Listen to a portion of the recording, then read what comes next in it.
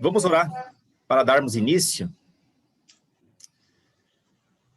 Nosso Deus e Pai, nós louvamos e agradecemos ao Senhor por esse dia. Obrigado, Pai, pelo culto de ontem à noite. Também obrigado por aquilo que o Senhor deseja fazer nesse dia, na vida de cada um. Que o Senhor também possa consolar as pessoas pelas suas perdas.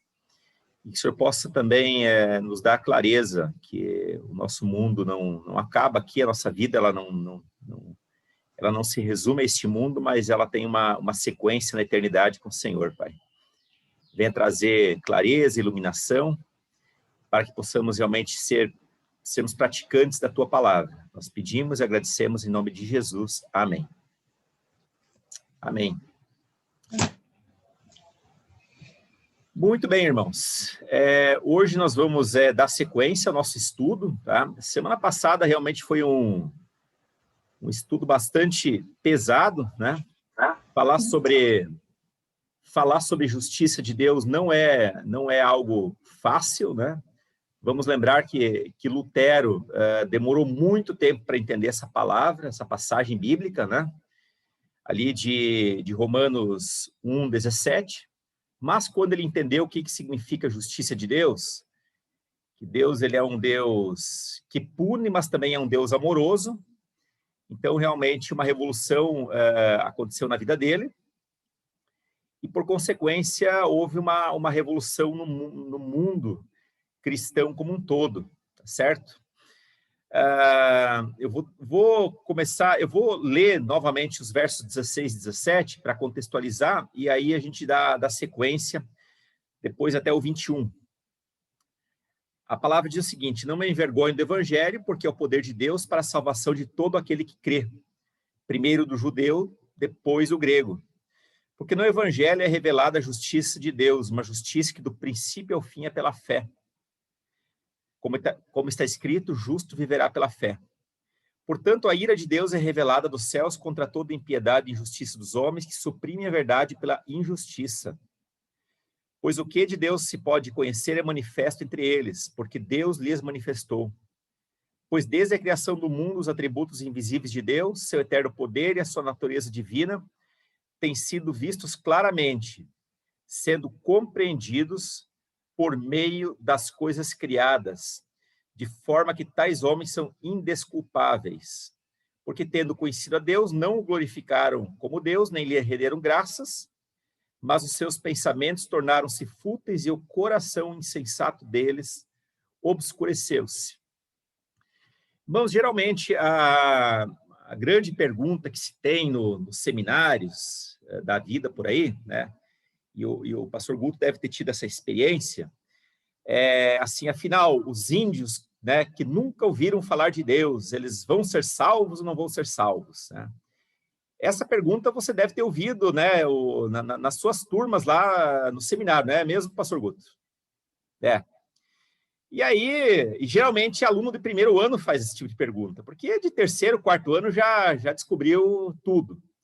Hoje nós vamos ver se povos remotos que nunca ouviram a palavra de Deus, eles são salvos, eles são justificados ou não. Esse texto vai nos ajudar a esclarecer essa questão, tá certo?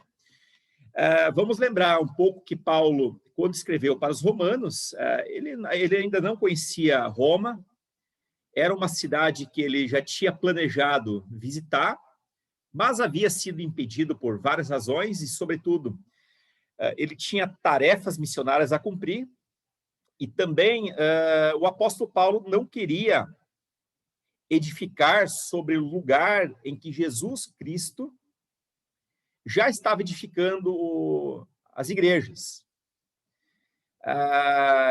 Eu acho que o pessoal de hoje não está muito preocupado com isso, não, né? Eles vão lá, tiram membros das igrejas dos outros, não estão nem preocupados, né? Mas Paulo, né, tinha essa postura muito ética, né, de não ficar edificando sobre um lugar que Jesus já estava sendo anunciado. Mas ele queria ir para Roma. Ele estava na região de Corinto quando ele escreveu essa carta, né, e se preparando, na verdade, para ir para Jerusalém, né, levar umas ofertas, porque os irmãos da Judéia estavam passando por necessidade de alimento mesmo, né? E então, enquanto que ele estava se preparando ali em Corinto para ir para Jerusalém, ele escreve essa carta que se tornou um grande tratado teológico, tá? Sem dúvida, assim, sabemos que a palavra de Deus ela é importante como um todo, mas a carta de Romanos, ela é uma carta profundamente doutrinária. Não é uma carta fácil de entender. Geralmente nós estudamos aqueles textos mais clássicos da palavra de Deus, né? Transformai-vos pela renovação do vosso entendimento, essas questões. Mas aqueles aspectos teológicos mais profundos, geralmente a gente não entra. Justamente porque é um texto que vai falar sobre justiça de Deus, né? A revelação de Deus por meio do seu evangelho. Então, tudo isso é bastante complexo. O fato é que Deus se revelou para o mundo todo. E de acordo com essa palavra, as pessoas elas são indesculpáveis. Agora, vamos ver o que tudo isso significa. Muito bem, vamos lá. Vou dar um foco maior aqui no texto.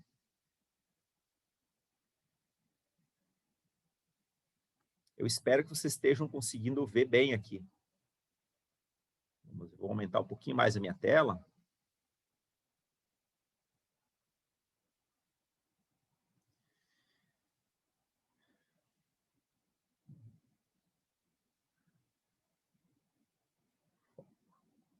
Tá. Olha só, a meditação de Paulo nesses versículos, e a gente conseguiu já perceber pela leitura, são versículos que não são muito simpáticos a nós, não é mesmo? Eles se assemelham muito mais àquelas acusações dos profetas do Antigo Testamento, aquelas profecias extremamente condenatórias. O mundo gentil aqui, descrito pelo apóstolo Paulo, e gentil, vamos lembrar assim, todo que não é judeu era gentil. Então, os brasileiros, os romanos, de uma maneira geral, né, os russos, tudo são gentios, os japoneses também, não é mesmo? Então, o mundo gentil é descrito por Paulo como um mundo imoral, um verdadeiro antro de vícios, que se sente entusiasmado pelo pecado. Nesses versículos, a boa criação de Deus também ela brilha para dentro da consciência de cada pessoa.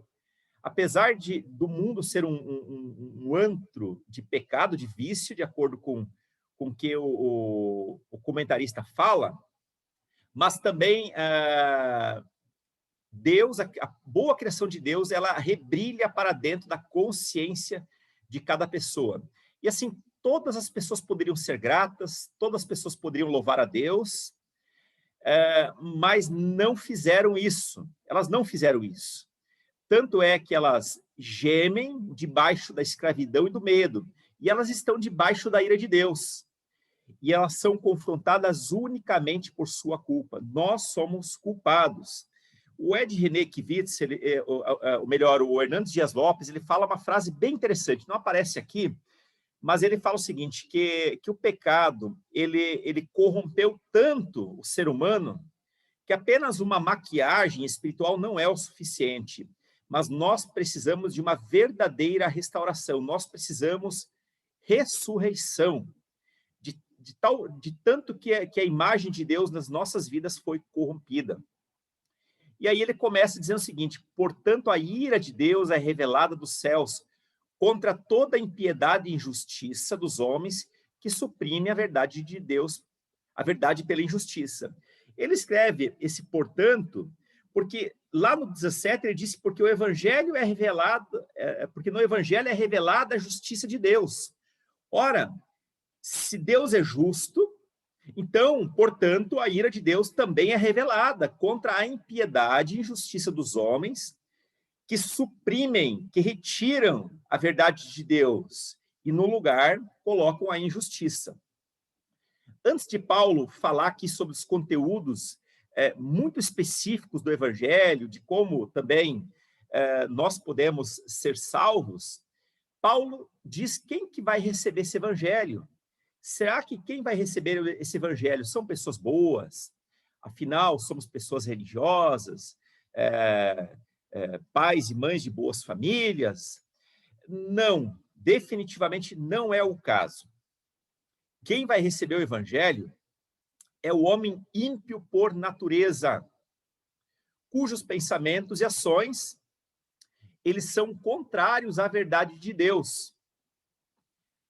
E dentro desse homem ímpio, você e eu estamos incluídos. Aí você pode perguntar, mas pastor, a minha família é boa, somos honestos, somos religiosos.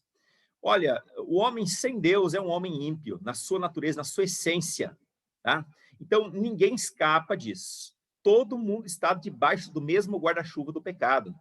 O apóstolo, então, ele inicia fazendo um resumo da realidade do mundo gentil.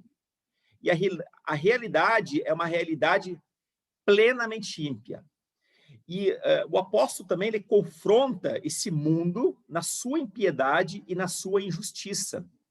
A impiedade e a injustiça já existiam lá no Antigo Testamento.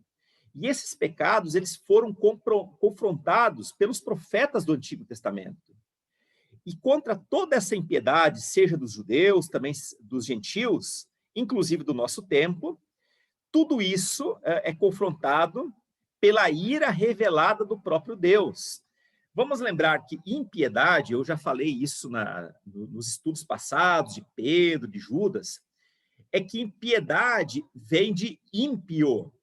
Essa palavra, esse prefixo ímpio, é alguém que tem ausência de piedade. É uma pessoa não piedosa, é uma pessoa que deu as costas para a piedade, ou deu as costas para Deus. Esse é o homem ímpio. Tá? E o injusto, bom, isso aqui a gente já tem mais familiaridade com essa palavra. Bom, contra todas essas impiedades e injustiça é revelada a ira de Deus. Aqui não se trata de um tipo de impiedade ou injustiça pontual, porque, irmãos, injustiça, eventualmente, todos nós podemos cometer, não é mesmo? Todos nós. Se formos fazer um exame de consciência, vamos saber que todos nós, em algum momento, somos injustos, eventualmente podemos deixar Deus de fora das nossas questões e, portanto, nós cometemos pecado. Mas quando um crente comete um tipo de pecado desses, o Espírito Santo imediatamente acusa a pessoa e aí entra a questão do arrependimento. Então, não se trata de uma justiça pontual, alguma coisa que a gente faz no dia a dia, mas é de toda a impiedade que martela, que agride o conhecimento de Deus. Você imagina que Deus revelou seu conhecimento através de uma montanha de pérolas, e nós vamos lá com um grande martelo, uma marreta, e ficamos batendo contra toda aquela riqueza. É assim que o homem se comportou diante de Deus. Então, um comentarista alemão chamado Adolf Pohl, ele argumenta o seguinte: por meio de toda impiedade é causada a impressão de violação num número extremo. É algo que a gente não consegue assim calcular. No caso assim de uma transgressão isolada, de acordo com o que eu já falei, a consciência ela consegue reagir, tá? Às vezes, como marido, nós somos assim injustos contra a esposa, ou vice-versa. Às vezes, os filhos são injustos com os pais com os filhos, não é mesmo? Então, em relação àquelas injustiças pontuais, de acordo com o autor, a consciência ela consegue reagir e ela consegue voltar para os trilhos. Porém, numa soma descomunal de maldade, o semáforo ele permanece continuamente no vermelho. Ele fica ali sinalizando. Só que aí entra uma questão. A pessoa ela se acostuma a atravessar a rua com o sinal fechado. Então, ela vive sem consciência daquilo. Para ela, o sinal vermelho não significa mais nada, não simboliza mais nada. Nós, quando vamos fazer alguma coisa errada, assim, então, rapidamente, uma luzinha vermelha, ela se acende, né? E ficamos tristes com aquilo.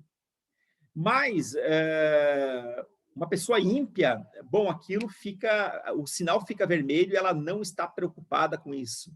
Então, ela ofende, ela machuca, ela faz do jeito que ela quiser e ela não tem nenhum peso de consciência, tá certo? Então, essa seria a soma aqui, a impiedade na sua raiz seria a soma de todas as maldades, né? E é exatamente contra toda essa impiedade que a ira de Deus, ela se volta. O Hernandes Dias Lopes, que eu já citei no início, ele diz o seguinte, que esse texto aqui, que nós acabamos de ler, é uma radiografia, é um raio-x dos tempos de Paulo, de uma sociedade gentílica pagã sem Deus. Mas também é um diagnóstico sombrio da nossa sociedade que está arruinada. Irmãos, a gente olha pelo mundo, a gente vê assim, olha como as coisas estão cada vez pior. E às vezes a gente tem assim, o costume de se orgulhar, olha, no meu tempo, antigamente, como as coisas eram boas. Irmãos, não eram boas, não eram boas. O século XX, só para relembrar um pouquinho a história, nós tivemos a Primeira Guerra Mundial, né? Depois nós tivemos a Segunda Guerra Mundial. Assim, é só para ser muito sucinto, né? A Segunda Guerra Mundial, 60 milhões de pessoas morreram, né? Depois teve a guerra do Vietnã, mas antes teve a guerra do Paraguai, teve tantas guerras, né? Então, o mundo nunca foi melhor. O que mudou foi que hoje as coisas elas estão muito mais transparentes, né? Se noticia muito mais do que na época, mas o mundo sempre foi muito mal. Não significa que lá na antiguidade, mesmo algumas décadas atrás, algumas coisas não eram melhores do que hoje. Mas nós não podemos dizer que as pessoas eram melhores, não eram definitivamente, tá? Muito bem, então esse texto aqui, ele é um raio-x da nossa sociedade. Quando você tem uma dor, você vai colocar sua perna ali, o médico ele pode diagnosticar uma fratura. É exatamente isso que Deus está fazendo com esse texto. Ele está mostrando uma sociedade fraturada pelo pecado. Houve um filósofo do século XVII, por aí, XVIII, não vou me recordar bem, chamado Jean-Jacques Rousseau. E para ele, o homem era essencialmente bom, mas a sociedade o corrompia. Tá? O fato é o seguinte, de acordo com essa palavra, o mal não é um subproduto do ambiente. O homem, o ser humano, não é essencialmente bom. Ele já nasce mal já nasce em pecado. O mal, ele não está apenas nas estruturas sociais. A maldade, ela está no coração do homem. E quem polui a sociedade é o coração do homem. O coração do homem, de acordo com a palavra, é essencialmente mal, e de onde brota todo tipo de maldade, homicídios e tudo mais. O coração trata-se aqui de uma fonte poluída, da qual jorra todo tipo de sujeira e maldade. O caos infernal da sociedade não passa, então, de um reflexo da malignidade do coração corrupto do homem. Nós somos extremamente maus na nossa natureza, diz a palavra de Deus, né? Então, de acordo com o presente versículo, a ira de Deus, então, ela é revelada dos céus contra toda essa corrupção, contra toda essa impiedade. Essa ira, ela não é uma explosão de raiva destemperada. Olha, o pastor Marcos ficou irado, o pastor Guto ficou irado, coisa assim. Não é uma explosão de raiva destemperada, mas é a santa repulsa de Deus ao mal. Isso é ira, não é um mero sentimento humano. Calvino já disse lá no século XVI, e ele já afirmava que a ira, quando ela se refere a Deus, não deve ser compreendida no sentido emocional, como se fosse um sentimento meramente humano, mas tem um sentido de vingança de Deus que vai punir o pecador. Isso significa ira. Calvino, ele ainda diz que essa punição ela é revelada do céu contra toda a impiedade, ou seja, contra todas as pessoas. Então, assim, essencialmente, ninguém se escapa da ira de Deus. Eu mesmo, antes de me converter a Cristo, eu estava debaixo da ira de Deus, assim como você também. Então, tivemos que dar o passo em direção a Cristo, né? Entrar nessa estrada que conduz a Cristo, para nos salvar dessa ira condenatória de Deus. Olha, a minha ira, ou a sua ira, pode ser uma ira assim, danosa, destrutiva, não é mesmo? A gente vê excessos de ira no trânsito, nos lares, a mesma violência doméstica tem aumentado muito nesse período de pandemia. Mas a ira de Deus é uma ira punitiva, mas que ela busca a restauração do homem caído. Exatamente isso. Tá?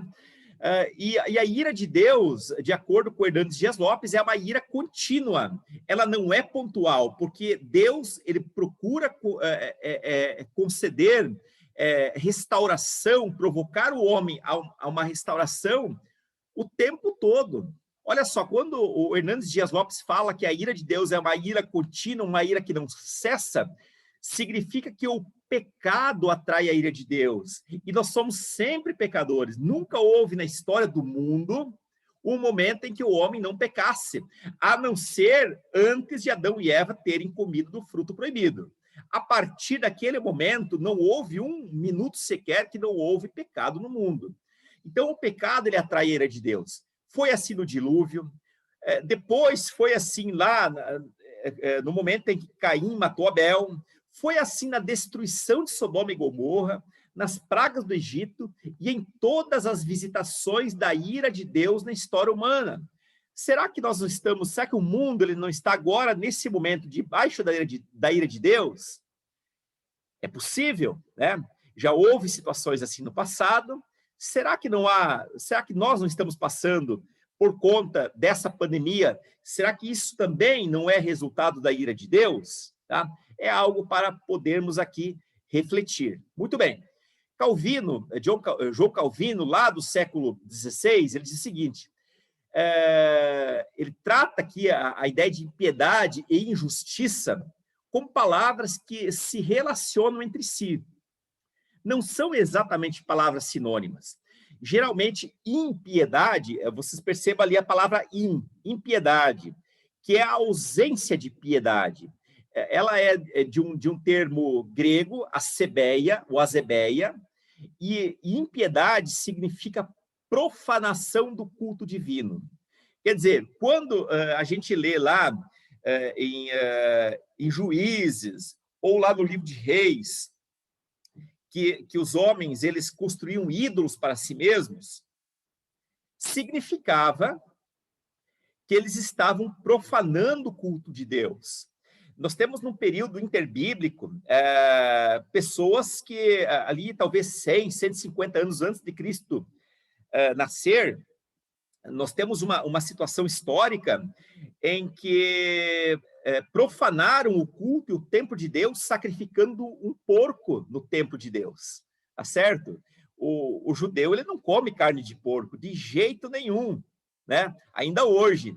E eles profanaram de tal maneira a sacrificar um porco, um animal contaminado, naquela época, considerado assim, lá no templo de Jerusalém. Então, vocês percebam que a impiedade do coração do homem, ela excede todos os limites. Vemos o que foi feito nos carnavais passados, né? Que foi amplamente noticiado, tá certo? Então, agora, injustiça significa adikia, a palavra grega aqui para injustiça é adikia. Vocês lembram que na semana passada nós falamos que a palavra justiça, ela deriva de uma palavra grega chamada dikaios, que é justo, e dikaiosune, que é justiça. Tá? Então, a palavrinha a, esse prefixo a, é a negação de alguém que é ajusto, ou não justo, ou melhor, alguém que é injusto, tá certo? Assim como nós temos a palavra moral e amoral, nós temos a palavra justo e injusto. Então, a pessoa que comete adiquia, injustiça, é aquela pessoa que está indo contra a justiça. E isso aponta para a carência de justiça dos homens. Muito bem, significa que o homem comete impiedade quando desonra a Deus, e aí, eventualmente, nós podemos sim desonrar a Deus ainda hoje, mesmo estando em Cristo, nós podemos desonrar, né? Quando nós não reverenciamos a Ele, tá certo? E cometemos injustiça quando transferimos para nós mesmos a glória que pertence a Deus. Herodes foi comido de bicho porque não deu glória a Deus, lá de acordo com Atos. Chamaram ele de algo relacionado a Deus, mas ele não glorificou a Deus, né? E aí ele acabou tendo um juízo extremamente duro na vida dele, tá? Então, impiedade é quando desonramos a Deus e cometemos injustiça quando transferimos para nós mesmos o que pertence para Deus. E quando fazemos essas coisas, irmãos, nós profanamos o verdadeiro culto a Deus e cometemos injustiça contra os nossos semelhantes. E, portanto, e por conta disso, a ira de Deus sobre nós, ela é manifesta. Vocês estão bem lembrados lá da Torre de Babel. A Torre de Babel era uma maneira de o homem, né, chegar a Deus, ou chegar ao céu sem a ajuda de Deus. É se colocar na posição de Deus. Esse foi a mesma intenção de Satanás, quando ele foi expulso do paraíso. E esse foi o pecado de Adão e Eva, quando Satanás falou, olha, como que vocês serão como deuses. E quando eles fizeram isso, eles cometeram impiedade. Por conta dessa impiedade, eles cometeram injustiça contra Deus e seguramente contra as pessoas. E hoje a gente vê o resultado da injustiça no mundo todo. Muito bem, o Karl Barth, que é um teólogo do século XX, alguém que realmente recuperou a teologia e colocou na centralidade de Cristo, ele diz que a ira é o não que permanece diante de nós, melhor, a ira de Deus é o não dele, que permanece diante de nós enquanto não o aceitamos. E ao dizer não, Deus é verdadeiramente Deus. Quer dizer, enquanto que a pessoa fala não para Deus, o não de Deus permanece diante da pessoa. Significa que temos o sim de Deus sempre nas nossas vidas quando aceitamos? É claro que não. É claro que Deus ele nos trata como filhos e ele sabe o que é melhor para cada um de nós. E muitas vezes ele vai dizer não para as nossas vaidades, ele vai dizer não para os nossos pedidos, porque ele sabe que quando, talvez em alguns momentos, que ele conceder certos benefícios, nós vamos virar as costas para o Senhor. Então Deus, como Pai amoroso, ele vai dizer não, assim como dizemos não aos nossos filhos, não é mesmo? Agora, aqui é o não para a salvação, é o não para a questão da comunhão. Olha, enquanto que você não me aceitar, o meu não, quer dizer, a minha não bênção está sobre você, tá? O fato é que o não de Deus, ele confirma sempre a existência da abominação do mundo. Significa que quando Deus diz não, é que ele está dizendo, eu digo não porque o mundo está abominável. Mas Deus, apesar de manifestar a sua ira e dizer não, Deus também nos ama. E ele provou o seu amor quando demonstrou esse amor ao enviar seu único filho, a fim de que toda a pessoa que crer em Deus não pereça, mas tenha a vida eterna. Então, apesar de recebermos o não de Deus, apesar da ira de Deus estar sobre toda a humanidade, Deus toma o primeiro passo. Ele vai até nós, tá? E nos constrange a aceitar esse amor. Olha só, Hernandes Dias Lopes, ele concorda com o fato de que, apesar de Deus estar irado, tal ira não é incompatível com seu amor.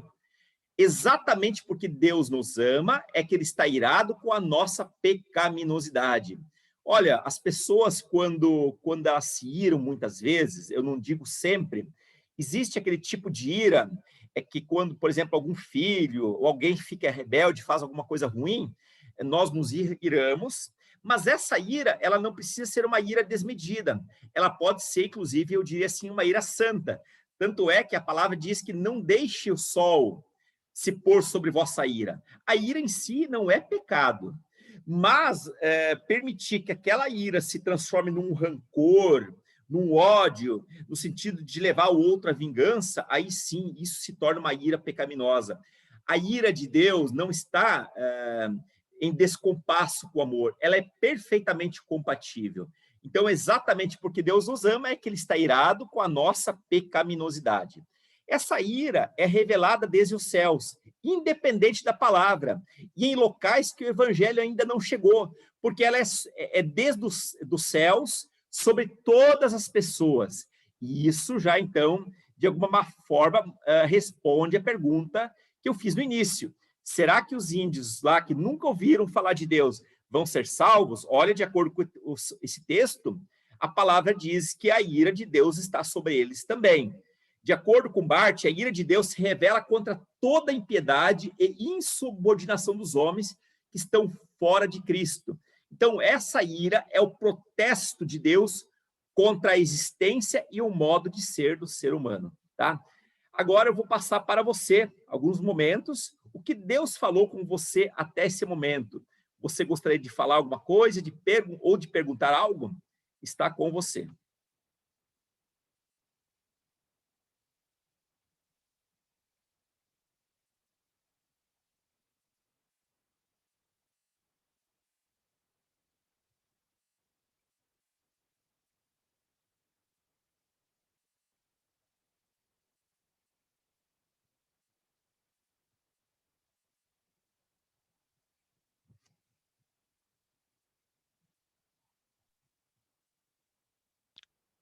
Pastor, Sim.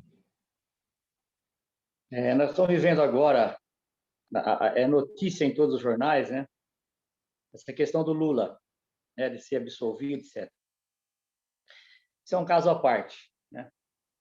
Mas me lembra da atuação do Sérgio Moro, quando ele estava tentando enquadrar o Lula, né? Eu creio que os dois estão no mesmo barco, tanto o Sérgio Moro quanto o Lula. Mas uma coisa que me deixou bastante evidência na época foi que o Aécio Neves ficou à parte, e também era traidor tanto quanto o Lula, no meu ponto de vista. Mas por que eu digo isso? Ele sempre se embasou na descendência dele. E um exemplo da palavra que o pastor está dando hoje, o avô dele, o Tancredo Neves, ele certamente ia governar o Brasil, ele estava em evidência na época. E ele disse uma frase que as pessoas encobriram e ninguém cita até hoje, mas nunca me saiu do coração, desde quando ele falou isso na época. Ele falou, nem Deus me impede de governar o Brasil. Então, tem a impressão que isso daí foi uma afronta, não sei se ele disse do coração ou de pensamento, mas foi uma afronta e uma declaração de que ele está totalmente contra ou desinteressado daquilo que Deus poderia falar ou não no coração dele. Nem Deus pode governar o Brasil, das contas ele morreu. Não sei se foi castigo de Deus ou não, né? Mas achei que foi pertinente essa colocação. O senhor estava falando, eu estava lembrando desse assunto aí. Só queria relembrar essa passagem, né? Achei muito, muito grave isso, né? Uma pessoa que vai governar uma nação, né? Ele pode não ser católico, espírita, evangélico, enfim, né? Mas nem Deus me impede de governar o Brasil, né? Estranho isso. Temos uma frase, eu realmente não sabia que ele havia falado isso, mas uma palavra que aparece no filme Titanic, se não me engano, nem Deus pode afundar esse navio, né? É a mesma coisa. Também. Assim, querermos, assim, ser maiores ou melhores do que Deus, né? E Deus, sim, ele pode impedir, tá? Obrigado aí, Ademir, pela colaboração. A Josiane, ela faz a seguinte pergunta. Josiane Machado, né? Se não me engano. Eu acho que é. Será que a ira de Deus está sobre a terra hoje? Ainda que estejamos no tempo da graça, em razão de tanta injustiça e impiedade manifesta? Sem dúvida. O povo judeu era o povo da promessa, né? E a ira de Deus está sobre eles. Hoje, da mesma maneira, tá? Nós somos um ramo apenas enxertado de acordo com Romanos, né? Quando Paulo vai falar lá para frente que nós somos um ramo enxertado nessa videira. Nós não somos um ramo original, tá certo? Então, a ira de Deus, ela permanece. A única forma da ira de Deus não se revelar mais sobre a vida das pessoas é por meio da aceitação de Cristo. Fora de Cristo, todos estão debaixo da ira de Deus. Agora, você pode me perguntar, tá, mas então se o crente não está debaixo da ira de Deus, por que o crente precisa morrer de Covid? Por que tem tantas questões assim? Irmãos, isso faz parte das questões comuns desse mundo, tá? Deus manda tanto chuva quanto tempestade sobre todas as pessoas, né? Só que a ira de Deus, ela vai além. É uma ira condenatória, no sentido de uma separação eterna de Deus, tá certo? E essa separação, ela traz consequências desastrosas, que já pode começar nesse mundo, mas que se torna e que continua de uma forma integral na eternidade, né? No formato de perdição eterna, tá? Eu espero que eu tenha respondido aqui a Josiane, tá certo? Se respondi, dá ok depois. Mais alguém que gostaria de falar alguma coisa?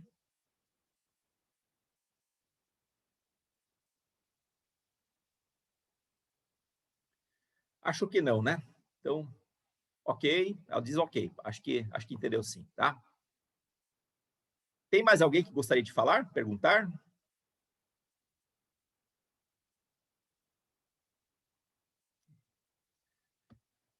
Acho que não. Então, eu vou continuar.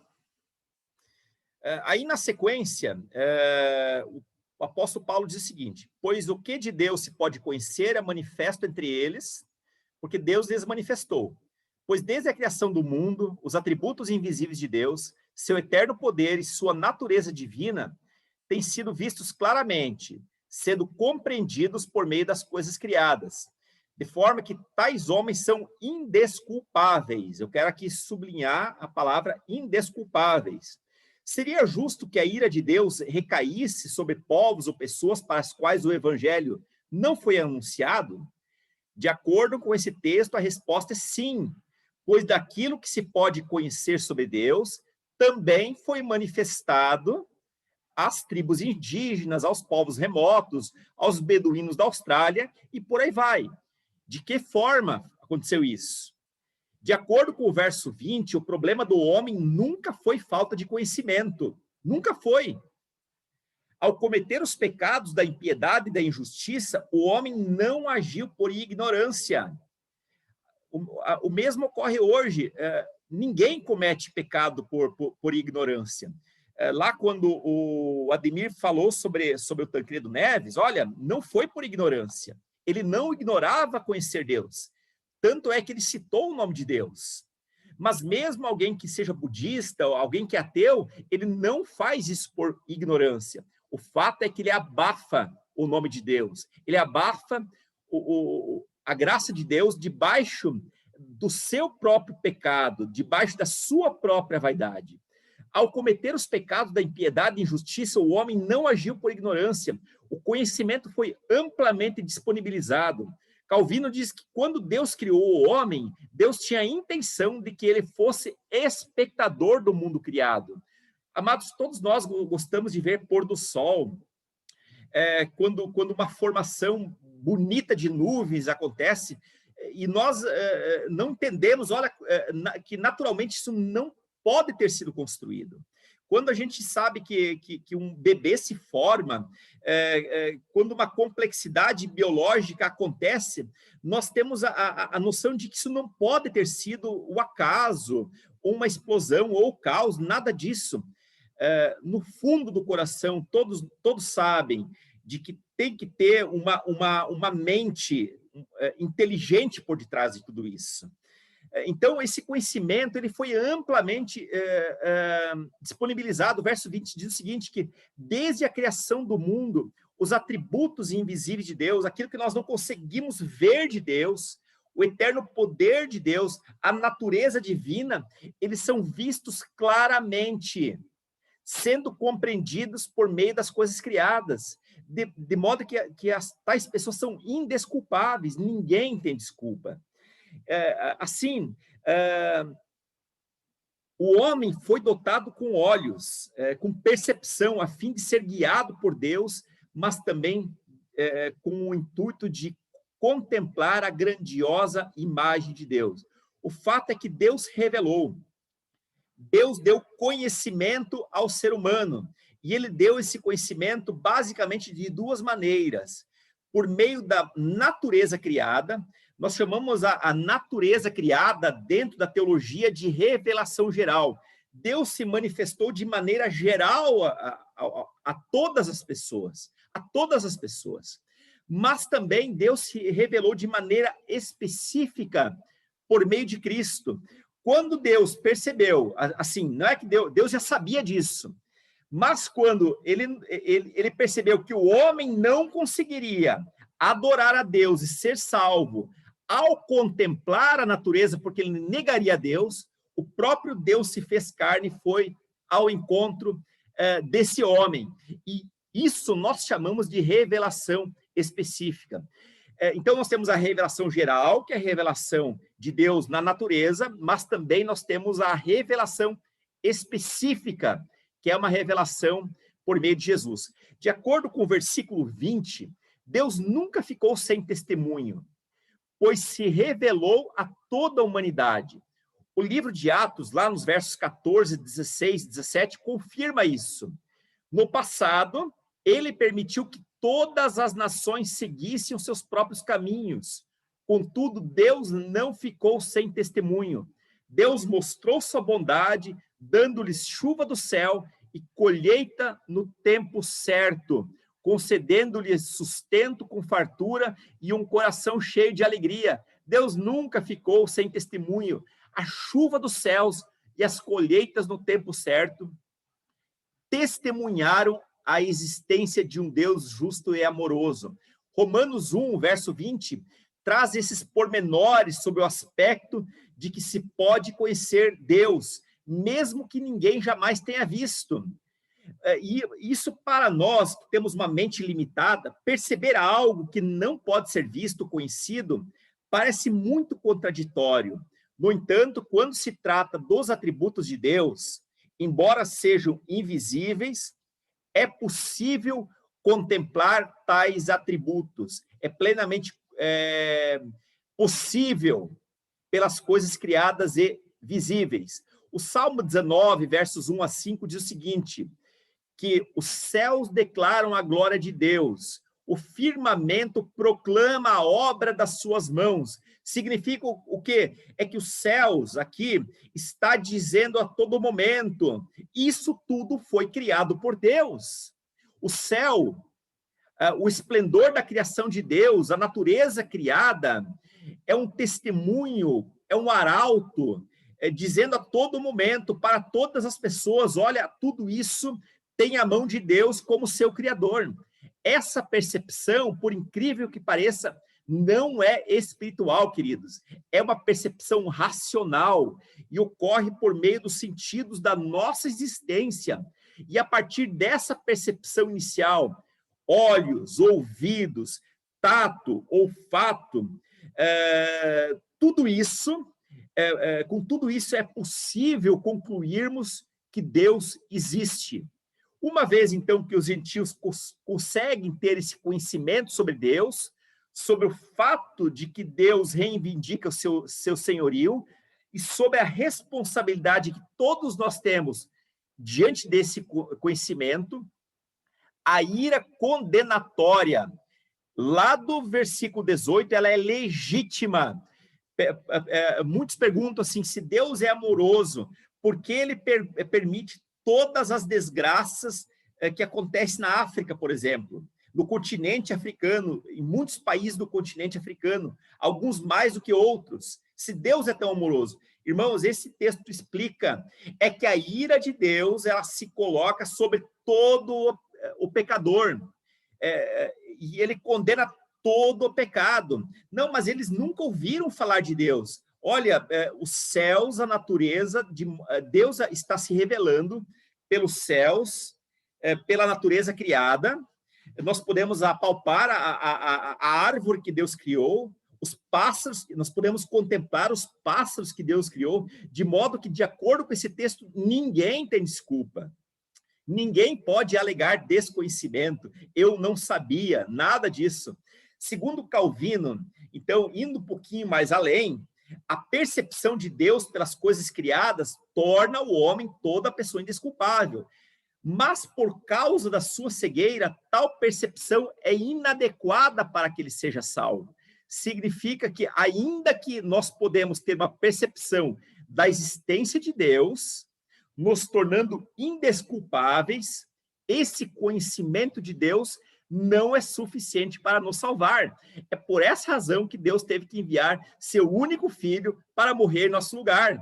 para se aproximar de cada um de nós, de modo que pudéssemos contemplar o sacrifício e, a partir da aceitação de Cristo, hoje no século XXI, sermos salvos por esse ato sacrificial que Cristo fez na cruz. Então, ainda que a revelação geral nos torna indesculpáveis, essa revelação não é suficiente para nos salvar. Significa que o homem é cego para obter a salvação, mas não é tão cego ao ponto de alegar ignorância, dizer eu não sabia, pois somos, em virtude de nossa cegueira, impedidos aqui de alcançar o nosso alvo. Todavia, vemos o suficientemente bem para ficarmos totalmente sem justificativa. Irmãos, não há, então, justificativa. Todos nós estamos, então, debaixo da ira condenatória de Deus, e só podemos ser salvos, de acordo com o verso 7, mediante o Evangelho. Diz a palavra que a justiça de Deus se revela no Evangelho.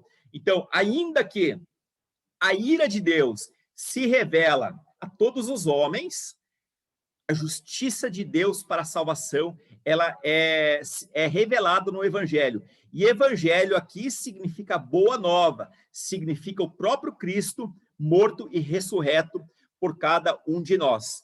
E aí, indo para o versículo final desse estudo, diz o seguinte: porque tendo conhecido a Deus, nós conhecemos a Deus, não o glorificamos como Deus, nem lhe renderam graças, nem lhe rendemos graças, mas os seus pensamentos tornaram-se fúteis, se tornaram nulos, e o coração insensato obscureceu-se. Olha só, os gentios haviam conhecido a Deus, sim, sem dúvida, mas se tornaram culpados por não o glorificarem. Eles não seguiram a lei da razão. Qual que é a lei da razão? É a lei governada pelos nossos sentidos. Podemos ver, podemos ouvir, podemos sentir com o nosso paladar, podemos tocar com as mãos, podemos meditar sobre isso, só que nós não fizemos dessa maneira. O homem gentil sem Cristo não fez isso, apesar de ter tido essa chance. Eles não tinham lucidez. O coração insensato obscureceu, tornou sua mente sombreada, escurecida, e passaram a praticar o que era antinatural. Semana que vem nós vamos ver o que significa essa prática antinatural. Inicialmente, eles pecaram por omissão, quando não glorificaram a Deus e nem lhe renderam graças. Na omissão, no pecado da omissão de não glorificar a Deus, o conhecimento dos gentios sobre Deus não se transformou em reconhecimento. Eles conheceram a Deus sobre as coisas, por conta das coisas criadas, tiveram a percepção desse Deus, mas não reconheceram Deus. Isso é muito triste. Muito bem, essa falta de gratidão que nos acomete muitas vezes ainda hoje, juntamente com a falta de reconhecimento da soberania de Deus, leva a pessoa a experimentar toda sorte de miséria, a começar pelo seu pensamento. O nosso pensamento começa a ficar miserável, tá? E a partir desse conhecimento miserável, nós começamos a instalar verdadeira miséria no mundo. Significa o quê? Que não se comete um homicídio. A pessoa, ela acorda de manhã e diz, eu vou, então, cometer um homicídio. Ou ninguém diz o seguinte, hoje eu vou trair minha esposa. Não, ele primeiro elabora toda essa miséria no seu coração, tá certo? E depois ele vai para a prática. Então, tudo isso é por conta da falta de gratidão inicialmente e depois da falta de reconhecimento da soberania de Deus, que leva a pessoa a experimentar todo tipo de miséria, a começar pelo pensamento. Paulo diz lá em Efésios 4, 17, 18 o seguinte, assim eu lhes digo e no Senhor insisto, que não vivo mais como os gentios, que vivem na inutilidade dos seus pensamentos, Paulo aqui vai falar de pensamento fútil. Eles estão tão obscurecidos no entendimento e separados da vida de Deus por causa da ignorância em questão, devido ao endurecimento do seu coração. Vocês percebam que o coração ele está ali, endurecido. Todos os males, eles surgem inicialmente do coração. Surgem dos nossos sentimentos mais profundos. Então, tendo perdido toda a sensibilidade, eles se entregaram à depravação, cometendo com avidez, com um desejo impulsivo, toda espécie de impureza. Percebemos aqui que do coração procede todo o mal. O coração do homem é causador de toda miséria, de modo que não se pode abrir mão da responsabilidade do coração. Se o ser humano é depravado, ele não o é por conta de que ele nasceu num ambiente ruim, né? Porque ele é fruto da sociedade, mas porque o seu coração é desesperadamente mau. E aí você pode perguntar, mas pastor, quer dizer que uma sociedade ruim não tem nenhuma culpa nas questões miseráveis que a gente vive? É claro que sim, porque uma sociedade ruim, ela acaba catalisando, ou melhor, talvez afunilando todo o mal que existe, tá? O mal que ele está diluído por aí, ele se concentra na sociedade. Então, uma pessoa que nasce dentro daquele ambiente, ela já tem um coração propenso para o mal, e tendo agora todas as referências de malignidade no seu entorno, ela vai ser ainda pior. Vocês conseguem compreender? Tá certo? Daí a necessidade da evangelização nas comunidades, nas favelas, tá certo? Dos trabalhos missionários, dos trabalhos sociais, no sentido de remover ou diminuir todos esses impactos maus que existem nesses lugares. Tudo bem? Então, é legítimo, sim, que nós trabalhemos nesse sentido. Mas o ser humano ele é mau. Olha só, Caim e Abel não viviam numa favela, né? E também lá eles já praticaram, ou melhor, Caim já praticou homicídio. Quando se pratica o mal, o coração nunca está ausente. É o coração que foi insensato. Embora soubesse sobre Deus, não quis Deus e passou a odiar esse Deus. Quem odeia não é capaz de pensar com clareza, tendo o coração obscurecido. É aquela pessoa que está cheia de ódio e, por conta desse ódio, ela busca uma vingança. E a vingança dela é eliminar a pessoa da convivência. É o que aconteceu com Caim quando matou o seu irmão. Não há nada de bom a esperar de um coração sem luz. Não há nada de bom. Apesar das incontáveis bênçãos de Deus e da incontável capacidade de raciocínio do homem, esses deixaram de ser exigentes sobre o essencial da vida. Portanto, tornaram-se fúteis ou nulos. Aí a gente vai compreender por que um homem cheio de capacidade, alguém que consegue, por exemplo, fazer até uma fertilização in vitro, diagnosticar problemas numa mulher, é capaz também de violentar essa mulher, tá certo? É porque o pensamento se tornou obscurecido, né? Apesar de todo o conhecimento que essa pessoa possui.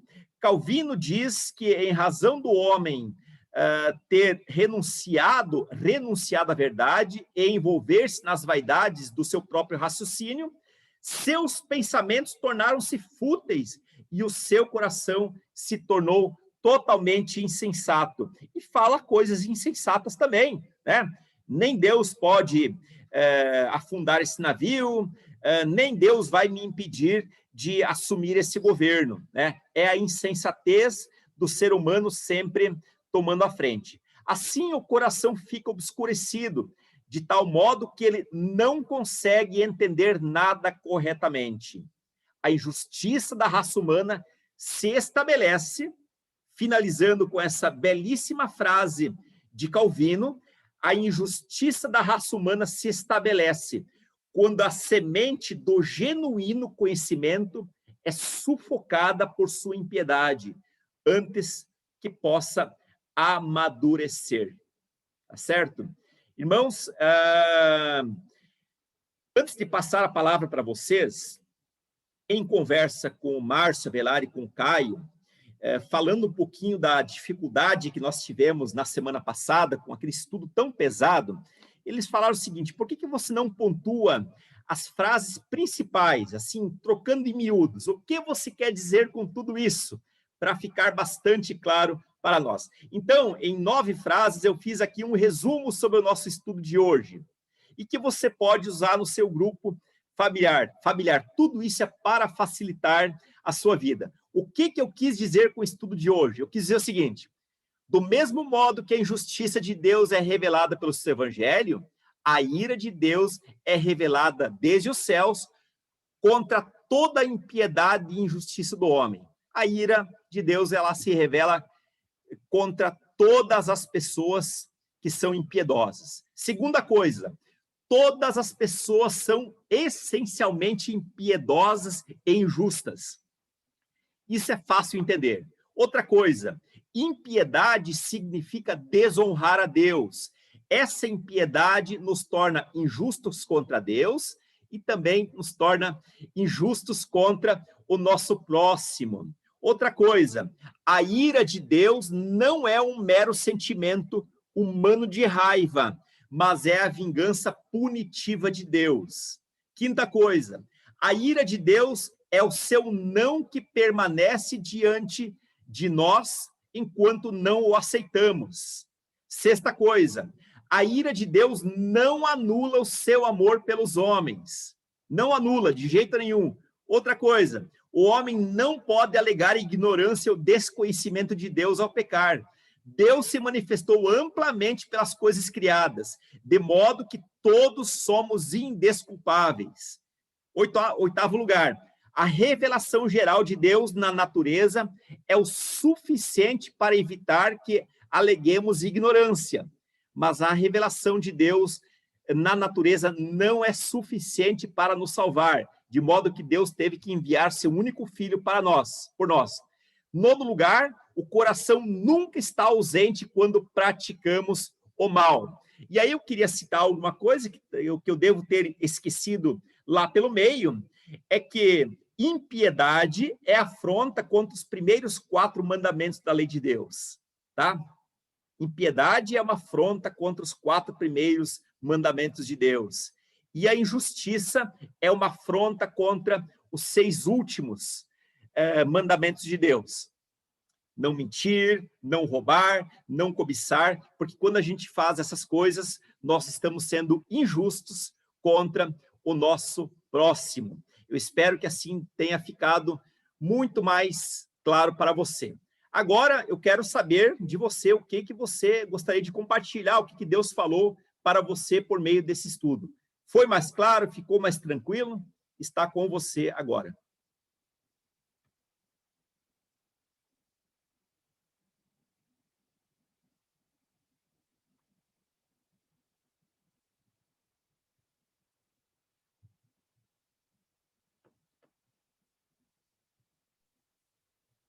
Amém. Tenho uma dúvida, pastor Marcos. Sim. Houve um determinado momento na vida de Abraão, ele ganhou uma guerra e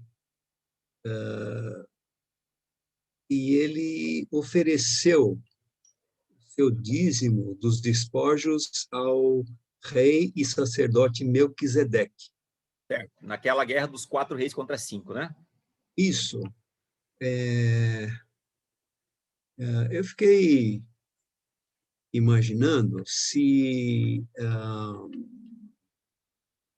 aquela Melquisedeque, ela era rei e sacerdote. Mas lembrando que a aliança de Deus começa com Abraão, Melquisedeque era sacerdote baseado na revelação geral, porque ainda não tinha a aliança de Abraão estabelecida, né? Posso considerar isso, então, que Melquisedeque era sacerdote de Deus, porque ele fez um sacrifício, foi aceito e tal.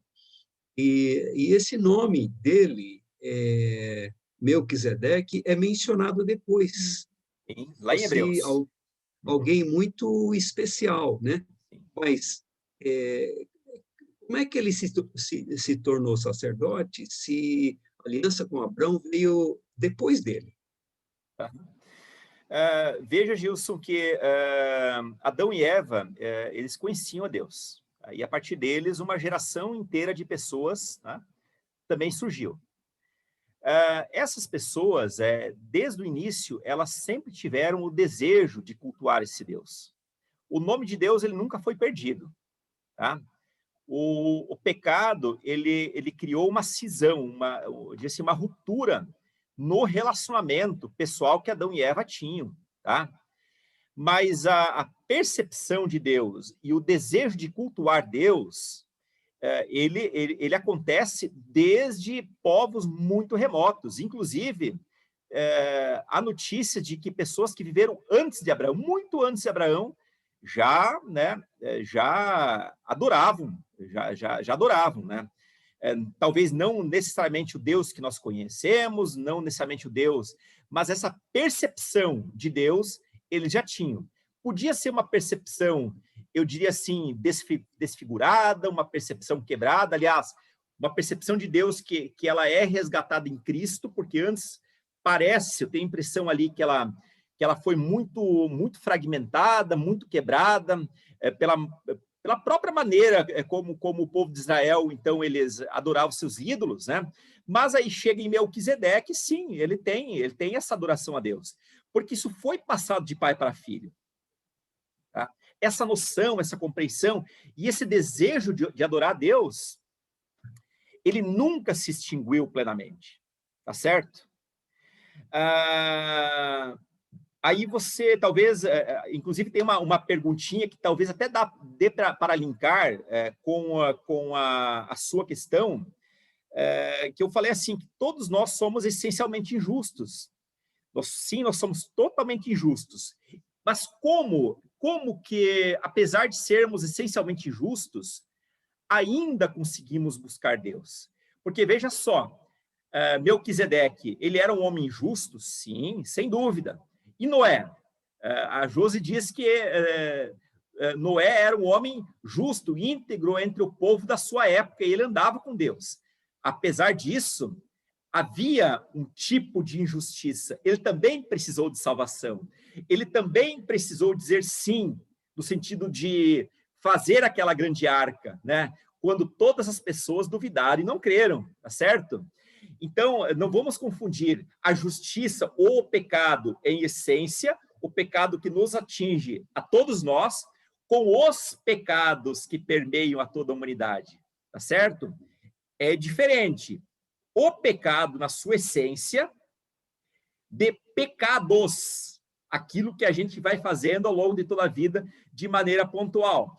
Então, nesse sentido, embora Melquisedeque cometesse pecados, como eu cometo pecados, como todos nós, né? Ainda assim, ali havia uma percepção de uma justiça de Deus que clama por culto, que clama por ser cultuado, tá certo? Ainda que não houvesse lei escrita, tá certo? Mas, logicamente, quando vem Abraão, então, sim, Deus deseja unir em Abraão todos os povos. E, a partir dali, todos os povos, eles se tornam descendência de Abraão. De que maneira? O próprio Jesus fala, olha, das pedras Deus pode fazer suscitar filhos de Abraão. E nós, por meio de Cristo, também somos filhos de Abraão hoje, tá certo? Então, Abraão, praticamente, ele agrupa, ele catalisa, ele junta tudo aquilo que talvez estivesse ali espalhado em termos de percepções muito espalhadas. Agora, Abraão tem essa responsabilidade.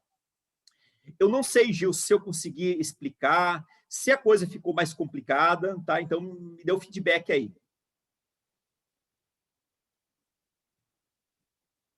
Ficou claro? Obrigado. Tá. E os demais, assim, conseguiram entender, não conseguiram? Ô, pastor Marcos, Sim. é muito importante esse entendimento da ira de Deus. Achei muito bom o estudo de hoje, porque existe uma dificuldade, talvez, da palavra, não é? Como, por exemplo, a palavra amor de Deus, não é? Que é amor sacrificial, ágape, mas escreve amor, né? E o amor do homem, que é a palavra talvez mais filéu, sei lá, né? Alguma coisa assim, eros, não é? Também é amor, não é? Então, para o homem, amor, não é?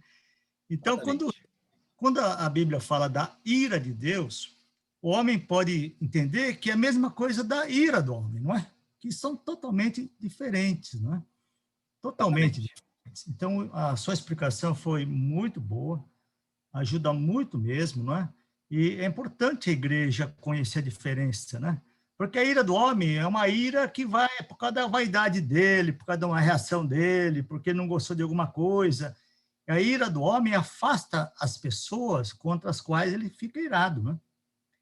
E a ira de Deus é no sentido de atrair as pessoas, não é? Ele tá dando oportunidade, ele vai. Então, foi muito importante, eu acho, essa compreensão da ira de Deus. É uma palavra que as pessoas têm dificuldade em entender, mas como Deus fica irado? Né? Eu fico irado, então Deus é igual a eu? E não é. Por isso é muito importante esse entendimento para a igreja. Obrigado, viu? Foi muito legal esse aspecto.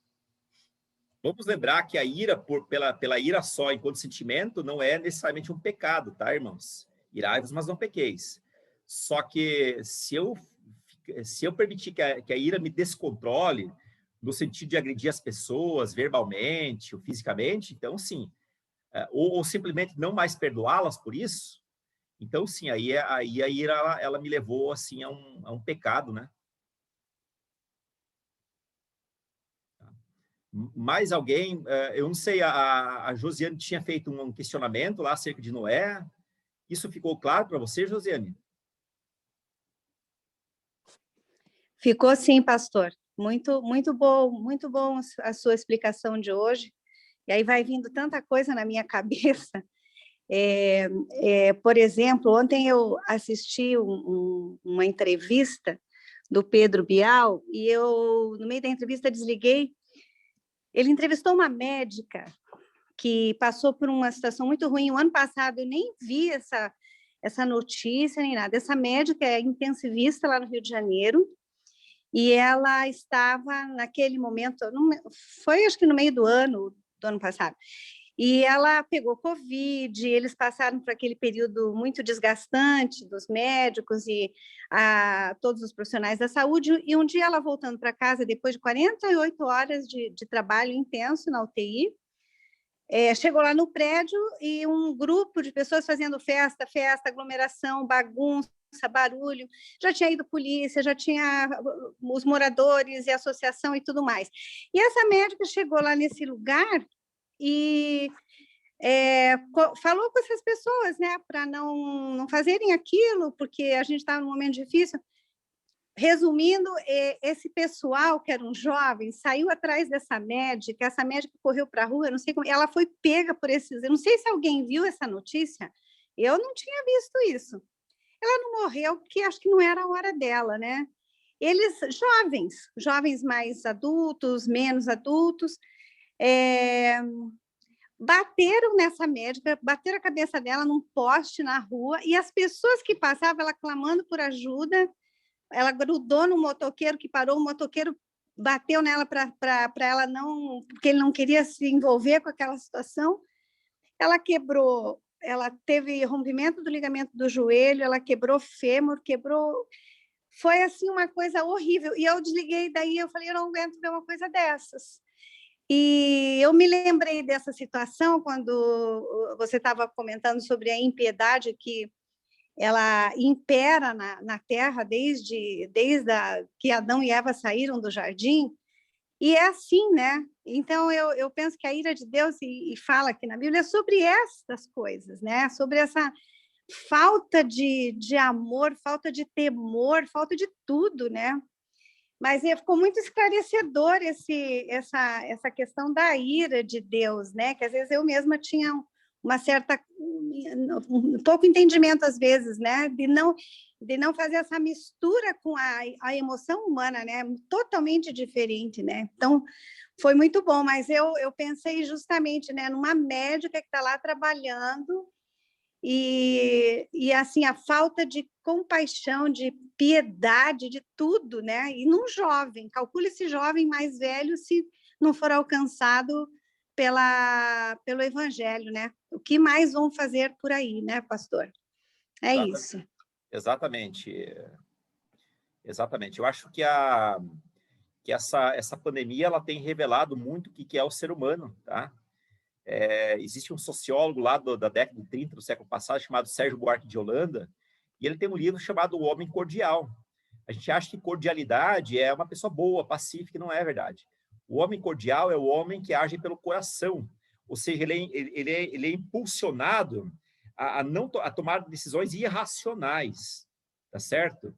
Então, quando você não presta socorro ali para uma médica que está sendo agredida de uma maneira violenta, você está sendo ali cordial, você está pensando só em si, tá?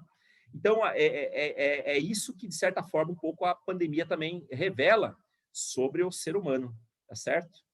Muito obrigado, o Josiane. Tem mais alguém? Olha, hoje nós temos a presença do Rosenberg de Souza.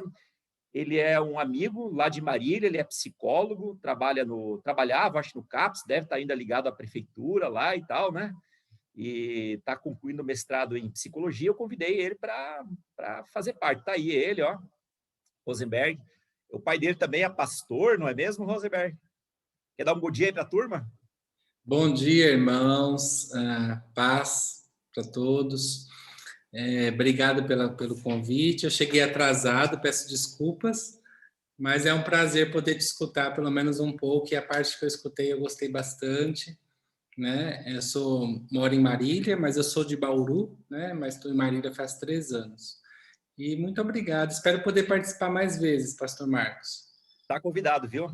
E ele frequenta a Terceira Igreja Batista lá de Marília, tá bom? Joia! Gente, é isso? Tem mais alguma coisa? Podemos encerrar.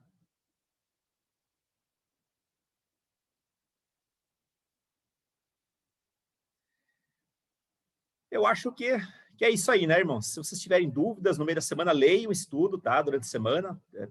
Tentem ruminar tudo isso aí, né? E aí, na semana que vem, a gente vai dar a sequência, e se Deus quiser, terminaremos na 7ª aula, o 1º capítulo de Romanos. O Giro. O Giro. Você quer falar? Não, estou apontando que a dona Hiromi está também ouvindo a sua mensagem. Tá bom.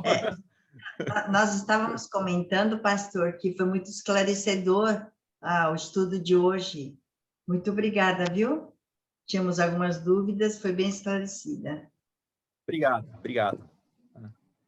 Deus abençoe vocês, tá? Lamentamos aí, junto com o Steve, com toda a família, aí pela perda, tá certo? Queridos, Deus abençoe a todos, tá? Vamos orar. Bom, já que a dona Hiromi apareceu aí, né, não vai escapar sem orar, então. Senhor Deus, nosso Pai, nós queremos te agradecer de coração, Senhor Deus, por todo esse tempo que nós temos de estudos, ó Pai, pela maneira como o Senhor tem cuidado também do pastor Marcos, dando sabedoria, Senhor Deus, e nos instruindo, Pai, sobre a palavra de Deus. Temos muitas coisas, muitas vezes, que nós não entendemos, ó Pai, mas o Senhor nos tem esclarecido, e nós te agradecemos, ó Deus, por cada domingo, Senhor Deus, que nossos irmãos estão unidos, ó Pai, para ouvir a Tua palavra, estudar a Tua palavra. Pai, nos abençoe mais este domingo, Senhor. Abençoe também os nossos amigos que ainda estão com Covid, temos parentes ainda com Covid, Senhor. Nós pedimos em nome de Jesus que o Senhor esteja resguardando cada um, Senhor Amém. Pai. Abençoa esta cidade de Pompeia também, cidade de Marília, Senhor. Amém. Pedimos, ó Deus, que o teu manto sagrado esteja realmente sobre todos, cobrindo, Senhor Deus, com teu amor, Senhor, para que possamos sair dessa o mais rápido possível, em nome de Jesus. Obrigado por tudo que o Senhor tem feito em nossas vidas, e toda a honra, toda a glória, Senhor Deus, para o Senhor nesta manhã, em nome de Jesus. Amém. Amém. Amém, amém, irmãos. Ok,